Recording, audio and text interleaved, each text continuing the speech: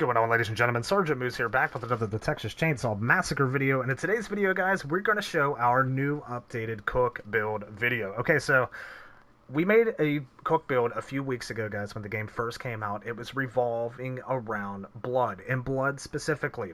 It had a very high capacity for blood. It was like 182 that you could hold all together, and you could gather 40 plus out of buckets. It was massive for leveling Grandpa. On a full vial, you could almost level Grandpa completely up. But I did mention, guys, that there was a lot of things lacking in that build because it did revolve so much around blood.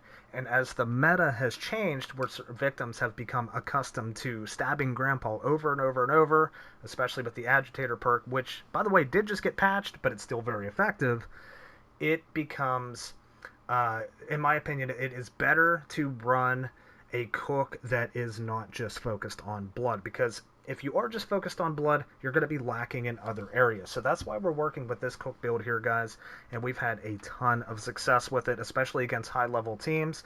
This, is, in my opinion, is the universal cook, because he's good at just about everything. So let's dive into it, man. Let's take a look at what he's got. So as you guys can see here, we got security pins. Whatever build you're running with cook, guys, I highly recommend you at least get these security pins up to level 3, because at some point, they are definitely needed. And as you guys can see here, added locks are 50% harder to unlock for victims, which means if you're running security pins, you got padlocks in specific places, there's going to be a good chance that the victims don't even touch those padlocks. Unless it's Connie, she insta-pops it, but there's a good chance they're not even going to touch them because they're going to take a while to get done. And even if they do touch them, you're going to be able to, you know, kind of snuff them out, hopefully, before they get the locks done. So security pins, in my opinion, is a much-needed perk for cook. Now, coming over here, guys, this is where it kind of gets juicy. We have Scout. And I know the developers don't like to talk about meta perks in the game because they want every perk in the game to work very, very well. However, at this particular point, Scout, in my opinion, is probably one of the best family perks in the game. And what I mean by that is because Scout is good on every single family member in this game, including Cook. Leatherface can run Scout, everybody can run Scout and be better. That is what makes Scout one of the family god perks. So we're running Scout at level 3 with Cook. Again, if you only have it level 1, you're going to be struggling a little bit because you're going to be taking a 30% less melee damage for only 5% increased speed. But grind it out, guys, it's going to be well worth it. Coming over here, we have Tracker Tagged. Now, this might be a questionable perk. You guys might be wondering, why do I have Tracker Tagged? I know a lot of people like it. A lot of people don't like it. I personally like it, and the only family member I do like it on is the cook. So essentially, every time you're hitting a victim, guys, every time you're hitting a victim with your broomstick, they are going to be highlighted 4 or 5 seconds for the entire family to see. Well, this is why this is kind of an all-seeing cook build, because our main goal with this build is to keep as many victims visible as often as possible for the family members. So we're running Tracker Tagged here. Now, if you guys want, I've been playing around on a different loadout with Serrated swapped out for Tracker Tagged, and Serrated is also very, very good for Cook. And the reason why is because with this particular build, you're going to get some hits in with Cook. You're going to get a few hits in him, so you're going to keep that bleed damage going. But back to our original build here, we got Tracker Tagged, and as you guys can see, where Tracker Tag comes in handy is obviously with Scout. And as we come down here, this may be one that you're not familiar with, but we went all endurance on our Cook. And the reason we did that is, guys, first and foremost, a lot of people might think Cook's weak, but he actually does do a good bit of damage, and he can kill if he's given the opportunity. So coming up here, Tracker Tagged works very well with Endurance and Scout, and the reason why is because I can stay in chases with this Cook, and I can consistently hit victims with him because I don't have to worry about constantly running out of stamina. Because if you guys know, if you don't have Endurance maxed out, or, you know, at least upgraded somewhat, you're in a chase, you might get 1 or 2 hits before you're already out of stamina. That's not the case with this Cook. We can get some hits in. We can keep the victims marked with Tracker Tagged, and if not, we can even kill them as well and stay in those chases. Now, another juicy part of this build, guys, coming over here, Grandpa perk. Exterior Alarms. Again, very meta. Probably the best Grandpa perk in the game. I can't think of any that is better than Exterior Alarms. For those of you that don't know, Exterior Alarms basically marks crucial doors whenever they are open. This can mean basement doors, this can mean gates, doors going back to the battery, to the generator, etc.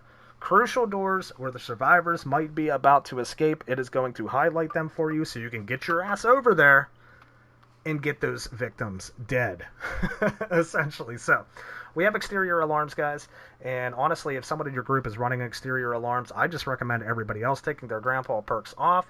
That way you're guaranteed to get it whenever you level up grandpa to 1. Exterior alarms is just so damn good. I try to get it with every family member if I possibly can. Now with this exterior alarms, to be able to get this, we had to downgrade our endurance a little bit because we lost about 7 or 8 attribute points to get this, but it is, in my opinion, I would gladly swap that many attribute points for exterior alarms. So we've got that. We've taken all of our attribute points and put them into endurance because not only is this going to give us stamina for chases to coincide with scout and tracker tagged, but it's also going to allow us to get more hits in those chases too, to keep the victims marked and possibly even get kills. One reason I like this cook build, guys, is because with my previous blood harvesting cook build, as it did work very, very well, but I was having a really hard time in chases, and I was basically useless with trying to get kills or chases, but it was working well with the family. But I want to play a little bit more of a role in getting kills, getting hits, helping the family out a little bit more, and still being able to supply grandpa blood, and that's where I like this build. So with that, let's jump into the skill tree a little bit, guys. Skill tree is actually very, very easy. We come up mid here. Right here we have exterior alarms. This is a random perk. This is serrated right here, so if you want serrated, you might have to re-roll a couple times to get it. But we're going to come up here. We're going to make a left right here. We're going to come up here, always in sync. And right over here we have scout. We want that. Massive for the cook, guys. I will never, ever again play the cook without scout. Because most of you know, cook is unbelievably slow. With scout, he's still pretty slow, but he's definitely faster than what he is without it. So we're going scout, and then we're going to come up here and make another left. This is where we're going to get our security pins. Again, guys, very, very essential with the cook. I don't think the security pins are absolutely needed on every cook build. I know a lot of people would argue with me about that, but I don't think they're absolutely needed. But for this particular build, they work very well. And from here, you just gotta head right up. You basically have to go this direction now. I believe this is a random perk here as well. And I believe this is also a random perk. So at somewhere of these random perks, guys, you're gonna have to roll tracker tagged if you want to run it, and also serrated. But that's pretty much the skill tree. Very, very easy to do. We started out going this way on the skill tree, which gave us more attribute points and allowed us to get scout and security pins. However, we couldn't get the grandpa perk. We couldn't get exterior alarms, and we absolutely needed that. So we had to sacrifice some of these attribute points, and we had to come up mid for that exterior alarms. But I'm telling you, it's beneficial in the end, guys. But one more thing I want to discuss about this too that I missed was our ability tree. And this is relatively simple as well. We're going to come over here, increase ability recharge rate by 33%. So when you're consuming your ability, it's going to recharge a lot faster at 33%. Coming up middle here, victim detection range increased by 20. Guys, this is a lot bigger than what it sounds. If you're in specific areas of the map and you don't have this perk on your ability tree, you might have trouble. You might be out of range to be able to snuff out victims. This one helps out a lot, especially on Slaughterhouse. I don't really recommend using Cook on Slaughterhouse, but if you do, this is going to help out immensely. And of course, coming up here to the top, guys, this is the best family perk in the game. This perk itself, just this perk itself, makes the Cook from a mid to low family member to the most essential family member in this game. This is what makes the Cook, literally, in his position, the best family member in this game and the most reliant upon. But this is it, guys. Highlighted victims are marked for all family members. So instead of you just highlighting them for yourself and having to call out where people are at, the family members themselves will actually see them. And this is going to be great for chases. Leatherface is chasing someone down in a basement, you know. They're going through gaps. You're going to keep them marked as often as possible so he can stay right on their ass and get that kill, man. It is so useful, so useful. But that is the build in a nutshell, guys. I've been having a lot of fun with this build.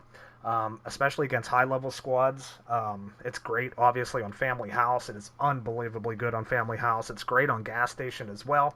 And it even works, if needed, on Slaughterhouse. You just got to be a little bit more wary. And the reason why this does work on Slaughterhouse is because the cook, with this build, he can gain a lot of ground. He can move around a lot quicker, so he can kind of traverse around the slaughterhouse a lot faster. But with that said, guys, let me know what you guys thought of this video. I absolutely love this cook build. I don't think I'll be changing it for some time now. I like where it's at. We're going to keep working with it, though. Keep seeing how it goes, and if anything changes, we might find something better. Of course, I'll be down to let you guys know.